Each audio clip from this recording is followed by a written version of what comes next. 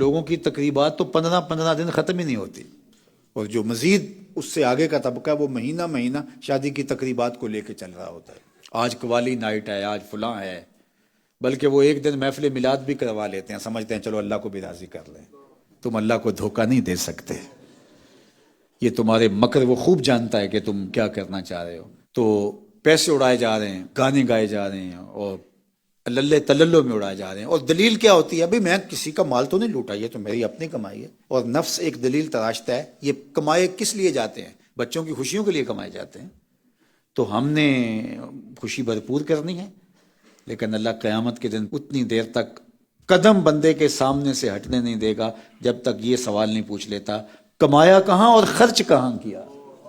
ہمارا دین ہمیں اپنی اولاد پہ وسعت کے ساتھ خرچ کرنے کی تلقین دیتا ہے، لیکن جو فضول خرچی کے زمرے میں نہ آئے.